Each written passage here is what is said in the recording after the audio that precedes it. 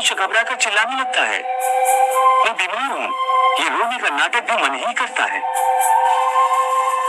हे अर्जुन, मनुष्य को मैं के घमंड की मदिरा पिलाकर मदहोश करने वाला पाखंडी केवल मन है। उसके हाथों में मोह माया का जाल है, जिसे वो मनुष्य की कामनाओं पर डालता रहता है और उसे अपने वश में करता रहता है। यह मन शरीर से भी मोह करता है, अपनी खुशियों से भी मोह करता है और अपने दुखों से भी। खुशियों में खुशियों से भरे गीत गाता है तो दुख में दुख भरे गीत गुनगुनाता है। अपने दुख में दूसरों को शामिल करके उसे खुशी होती है। किसी भी प्राणी को उसका मन जीवन के अंत तक अपने जाल से निकलने नहीं देता। रस्सी में बांधकर उसे तरह तरह के नाच नचवाता रहता है। वो जीव को इतनी फुर्सत भी नहीं देता कि वो अपने अंतर में झांक कर अपनी आत्मा को पहचाने और आत्मा के अंदर जिस परमात्मा का प्रकाश है उस परमात्मा का साक्षात्कार करे। अर्थ प्राणी के लिए आवश्यक है कि प्राणी अपने मन को काबू में करके अपने अंतर में झांक कर आत्मा को देखे। तब उस आत्मा के अंदर उसे परमात्मा का प्रकाश स्पष्ट दिखाई देगा।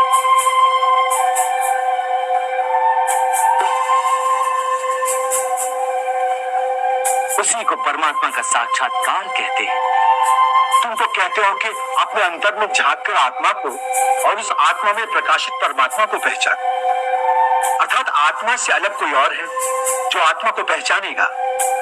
ये किसको कह रहे हो कि आत्मा को पहचान? कौन पहचानेगा अंतर की आत्मा? तुम्हारा मन। मन? हाँ, तुम्हारा मन।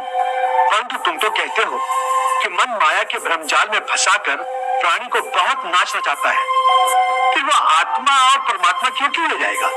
तुमने ठीक प्रश्न किया अर्जुन।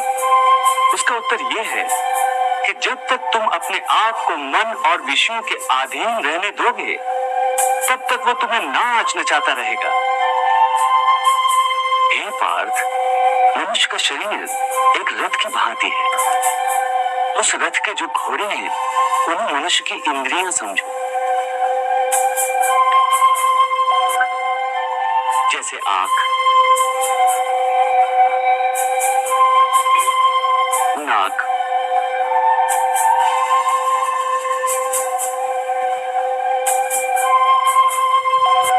कान, मुख, जीवा आदि। इन इंद्रियों को, घोड़ों को जो सारथी चलाता है वो सारथी ही मन है और उस रथ में बैठा हुआ जो उस रथ का स्वामी है वही आत्मा है।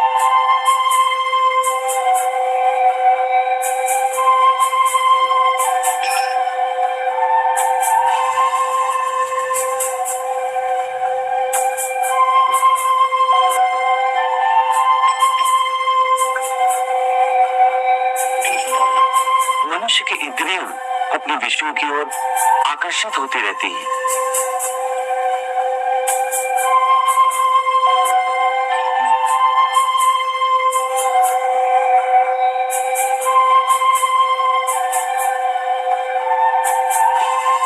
और उसका मन इंद्रियों को उनके विषयों की ओर ही दौड़ाता रहता है।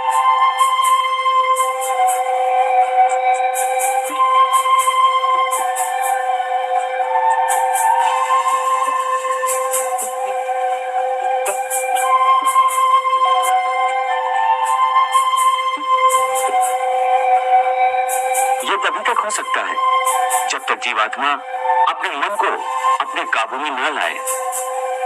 जब तक मन काबू में नहीं आएगा वो इंद्रियों को उनके विषयों की ओर ही दौड़ाता रहेगा।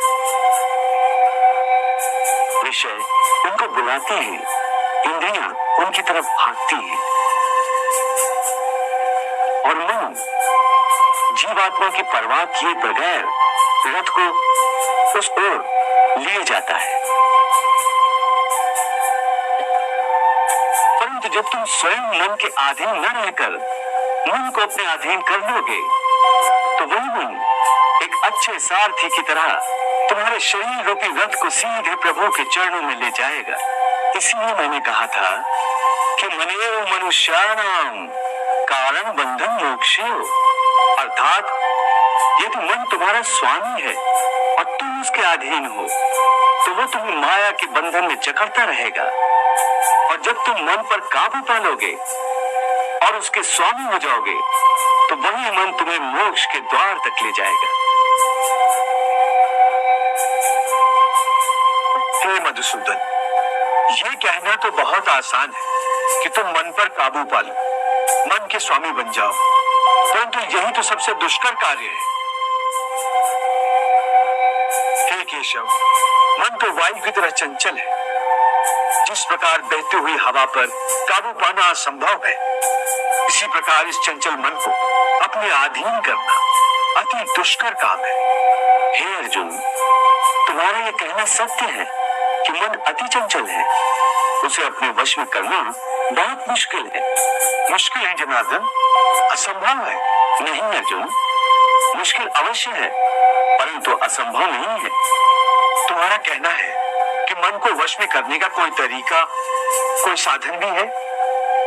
अवश्य है। क्या है वो तरीका?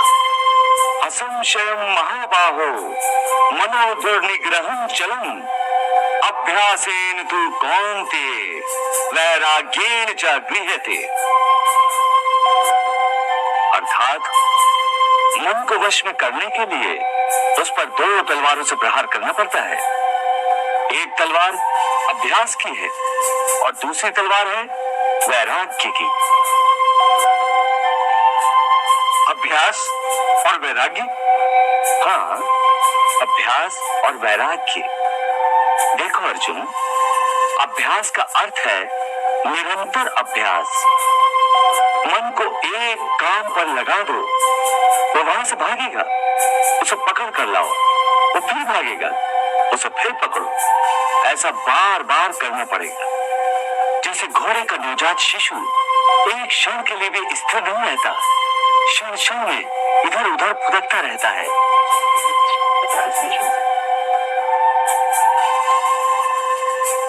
उसी प्रकार मन भी क्षण क्षण में इधर उधर फुदकता रहता है।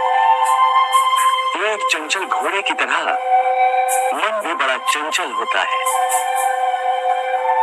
और ऐसे चंचल मन को काबू करना उतना ही कठिन है जैसे किसी मुंहजोर घोड़े को काबू करना।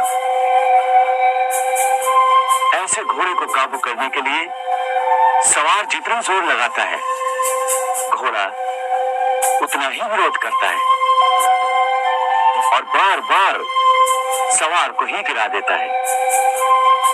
परंतु यदि सवार दृढ़ संकल्प हो तो अंत में वो सरकश घोड़े पर सवार हो जाता है। बस फिर वही घोड़ा सवार के इशारे पर चलता है।